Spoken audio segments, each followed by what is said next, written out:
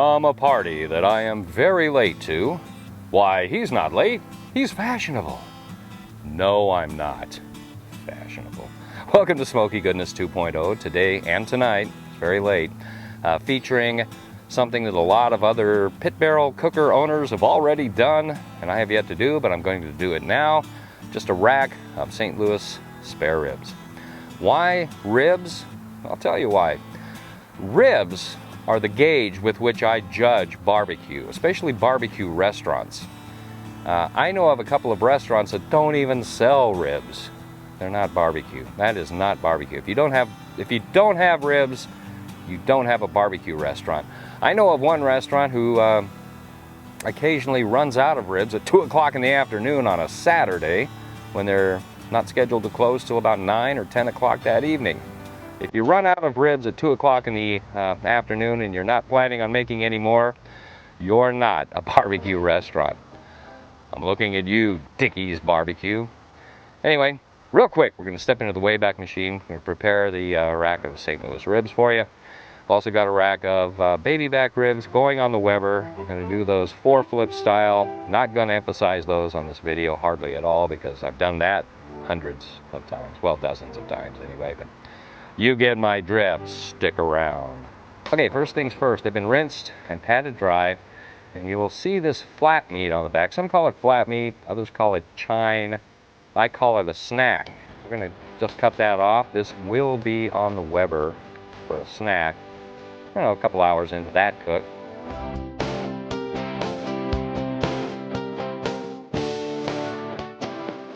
And this is very uncharacteristic for me, but I am, or at least this rack of ribs, going into the pit barrel, going to remove the membrane off the back. That's a very easy procedure. Also been done zillions of times on YouTube. We're going to hit this with a little bit of mustard as a binder for this. This is Pit Barrel's very own beef and game rub. It is excellent on ribs. Actually, it's excellent on everything. And with the Pit Barrel cooker, of course, you're provided with 8 hooks. I'm only going to be using one. It's one rack of ribs. What you want to do is go in at least 2 bones deep on the thickest part of the slab of ribs. And that's about it. We're going to let both of these racks sit here for a few minutes while we get the pit barrel and the Weber ready. By the time I'm done with that, these should be up to room temperature and we'll be good to go.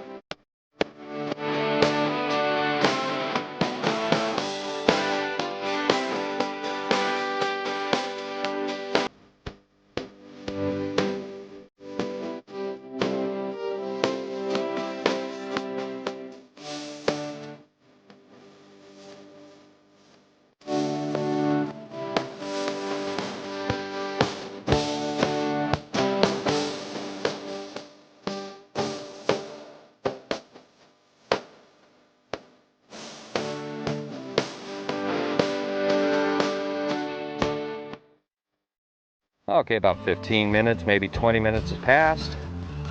We're ready. And we're just set that rack right in there. Let it go for 3, maybe 3.5 hours, possibly 4. And then, of course over here we have our baby back ribs, complete with what might be a snack in a couple of hours. And these have been dusted with midnight espresso. And we're going to 4-flip these, but like I mentioned before, we're not going to do the whole 4-flip procedure on these. We're just going to let them go. We are at 3 hours 27 minutes mission elapsed time. Talk about efficiency and timekeeping. The pit barrel is chugging away. That is not smoke that you see rolling out of it. That is steam. I can smell it. It smells great. It is not smoke, guaranteed. That is steam. We will check on these ribs over here in just a minute, but first, we've got to check on the future foreflip ribs. I say future because my temperature really tailed off during the cook here. And I don't know what it is with this Weber, but if I'm using charcoal baskets, I don't know why this happens. This is like the third time in 7 or 8 years that it's happened. And it only happens with these charcoal baskets. If I lay charcoal on either side of the strip pan, everything's fine. But with these charcoal baskets, whenever I use them, sometimes one side goes completely out. Look at that. I don't know if you can see that, but this side went out quite a while ago, I'm guessing. So, I'm going to guess also that this rack of baby back ribs is not close to being done. Got a good bend test. Let's check the bones aren't really pulling back, and the meat's not really pulling back from the bones yet. So this has a ways to go. I'm going to tend this fire. I'm also going to spritz this. I've been doing that about every half an hour or so. We'll let that go for a little while. Open that pan up all the way. Got to get some heat in there. All right, let's check on what we came out here to do. Let us check on the star of our show. Woohoo! That is definitely steam. Let's grab a rack of ribs. Check it out. Oh yeah, see, we've got really nice pullback on that.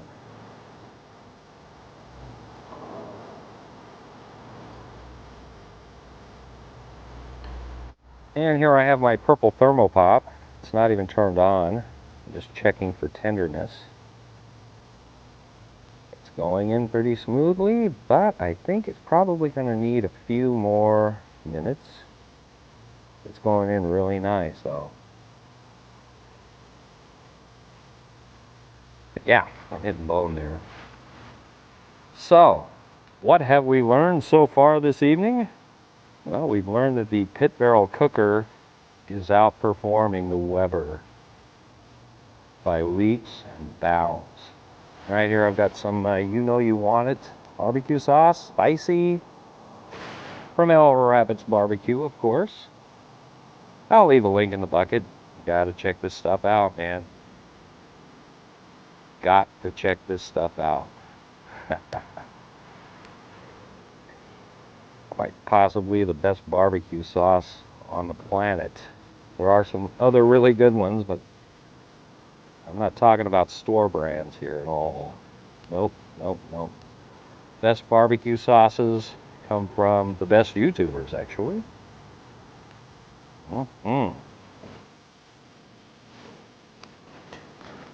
Okay, and very carefully, we're going to put this guy right back in here. I'm actually going to put him over here. We have a lot of drippage going on that side of the fire, that side of the pit barrel. And I'm going to let this go for maybe 15, 20 minutes. I think we'll be eating this long before we touch the other one, so stick around. You know what? I've just made an executive decision here. Since the pit barrel is doing what it's supposed to do and the Weber is not, I'm going to change things up a little bit. Drastic times call for drastic measures. I'm going to take a drastic measure right now. Thickest part of these baby back ribs is right here. I just happen to have an additional pit barrel hook going in 3 bones deep. There we go. Guess what I'm gonna do? Check it out. Yipper, I think this is the logical thing to do at this point, because where there's a will, there's a way. That is my solution to what could have been a disaster. All right. The St. Louis rack will probably be coming off in about half an hour. At that point, I'll sauce the baby back rack, and hopefully everything will kind of be done at the same time, but maybe half an hour apart. We'll eat one rack and then look forward to the next. Okay, a little bit more time has passed. But I'm doing a delicate balancing act with these guys right here, the baby backs. Shut up, dog. Oh, talk, dog. We need a dog barking in the background. It might save this video.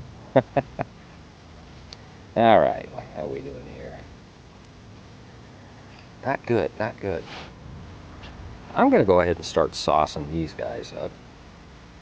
This is nothing more than Sweet Baby Ray's. Why am I using Sweet Baby Ray's? Well, I'll tell you why. I want to waste a good barbecue sauce on what might potentially be a bad rack of ribs, if you get my drift there. So, this other rack will sit here for a little while. A little bit of a flame going on underneath them. And I'll pull them both in no more than 15 minutes, regardless of whether or not the baby backs are done or not. 4 hours, give or take. Ta-da! We know the St. Louis spare ribs are done. Oh yeah. Oh yeah. Whether or not these are done or not remains to be seen. They're done. I mean, they're safe to eat. They're just not at the consistency that my family likes, which is basically fall off the bone.